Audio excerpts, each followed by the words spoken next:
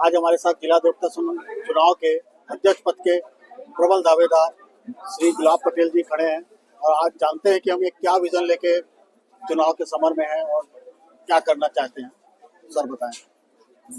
Madam, जैसे कि आप देख रहे हैं वर्तमान में समस्या है कि हमारे अधिवक्ताओं पर जो युवा साथी हैं या पुराने हैं उन पर जो आक्रमण हुआ है। अभी 3 घटनाएं रिसेंटली को मैं आपको बता दूं, चाहे वो साहू मैडम हो, चाहे वो नरसिंह शर्मा जी की वाइफ हो या असीम सिंह हो, इनके घरों में जाकर के वारदात करी गई है। जो नहीं है वो सिर्फ इन्हीं को झकझोर नहीं करती है, हमारे पूरे समुदाय को झकझोरती है। इससे मैंने ये ठाना है कि प्रोटेक्शन बिल चाहे सेंट्रल गवर्नमेंट बना के दे चाहे स्टेट गवर्नमेंट बना करके दे, परंतु प्रोटेक्शन बिल हम ऐसे बारूद के जेब में बैठे हुए हैं कि प्रोटेक्शन मस्ट है। और कहते भी हैं कि a good reputation is better than money. यदि आपने पैसा कमाया है और आपको किसी ने 2 झापड़ मार दिया तो हमारा पैसा व्यर्थ है। इसलिए हम उनके उत्थान के लिए और उनके सम्मान के लिए मैं जिला अधिवक्ता संघ की ओर से प्रत्याशी और ये कमिटमेंट करता हूं कि मैं इस विजन पर खरा उतरूंगा। आपने देखा होगा कोरोना काल में मैं लगभग जो मेरी दिवंगत आत्माएं गई हैं उनके परिवार को ढाढ़स बंधाने के लिए एक पैर पर खड़ा रहा और दिन रात उनकी सेवा पे तत्पर रहा।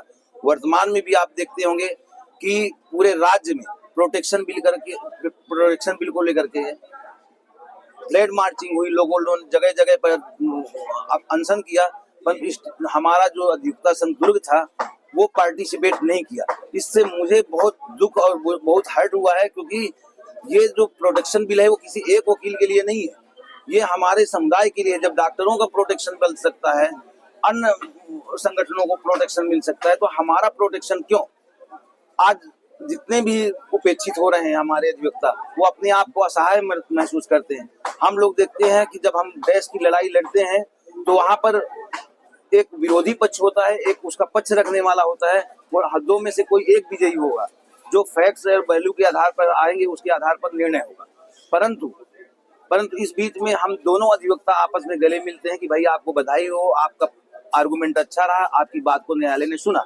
हमारे अंदर कोई बेमनसता नहीं है। हम ये भी जो चुनाव है एक हम आपस सौहार्द से एक त्योहार की तरह, जो प्रजातंत्र की जो खूबी है कि गरीब घर का बच्चा भी देश के राष्ट्रपति में सुशोभित है। आज देख रही होंगे आप मुर्मू मैडम को कि वो अत्यंत गरीब से और पिछड़े से, जब देश के संविधान ने हमको ये किया है, व्यवस्था करी है कि एक गरीब व्यक्ति सर्वोच्च सत्ता पर पहुंच सकता है, उसी परिप्रेक्ष्य को लेकर के, उसी सपने को लेकर के मैं अपने अधिवक्ताओं के मान सम्मान और उनकी हिफाजत के लिए दिन रात तत्पर रहूंगा सेवा में। मैं ये कमिटमेंट करता हूं कि उनके उद्देश्य पर मैं खरा उतरूंगा।